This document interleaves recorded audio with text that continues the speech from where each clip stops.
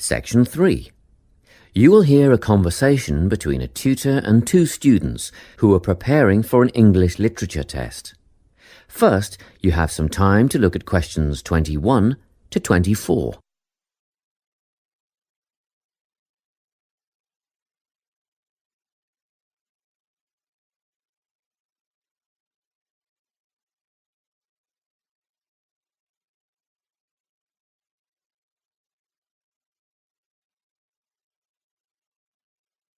Listen carefully and answer questions 21 to 24.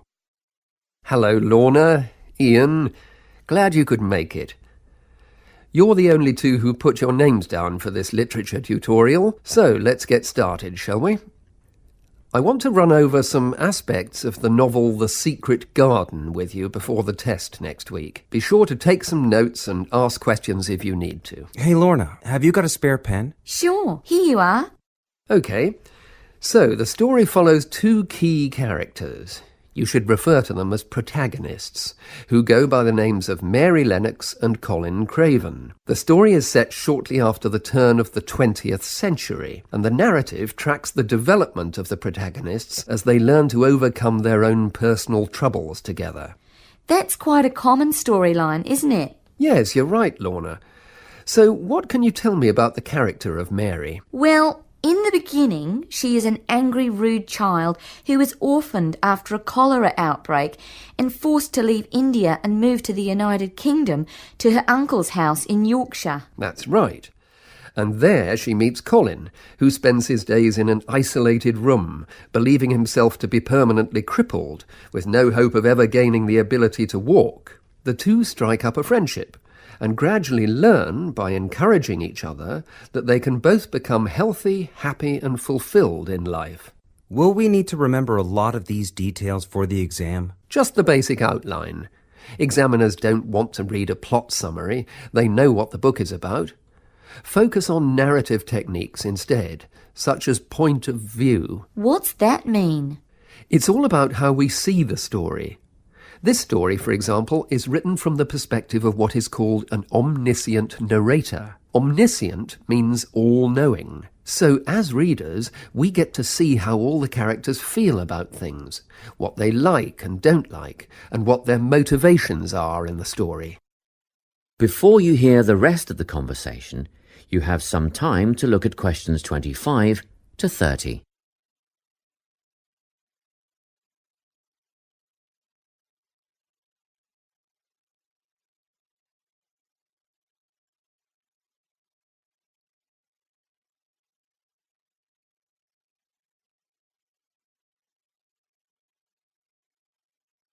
Now listen and answer questions 25 to 30.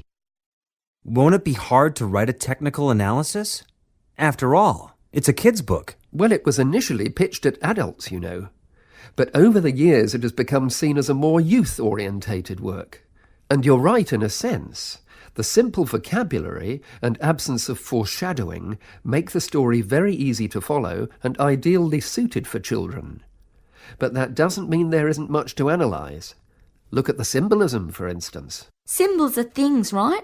Material things like objects that stand for abstract ideas. Absolutely, yes. And the author uses many of them.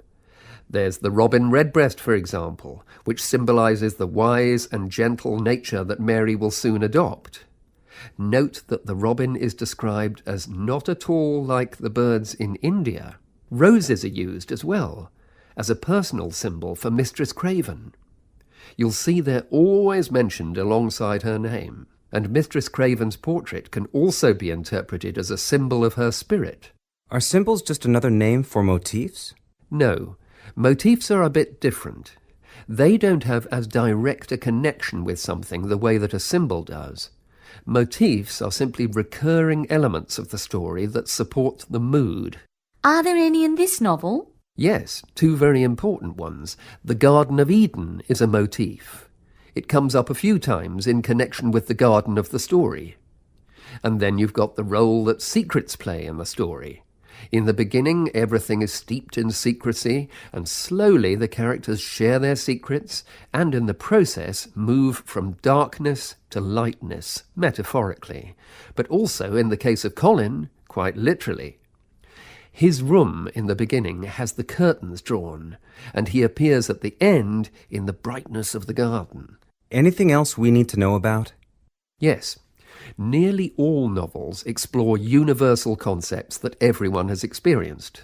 Things like love, family, loneliness, friendship. These are called themes. The Secret Garden has a few themes that all centre on the idea of connections. The novel explores, for example, the way that health can determine and be determined by our outlook on life. As Colin's health improves, so too do his perceptions of his strength and possibility. The author also examines the link between our environment and our physical and emotional prosperity. The dark, cramped rooms of the manor house stifle the development of our protagonists. The garden and natural environments allow them to blossom, just as the flowers do. Finally, this book looks at connections between individuals, namely Mary and Colin. This necessity of human companionship is the novel's most significant theme, because none of their development as individuals would have occurred without their knowing each other. Well, that about sums it up, I think. That's a great help, thanks. Yes, thanks very much. That is the end of section 3. You now have half a minute to check your answers.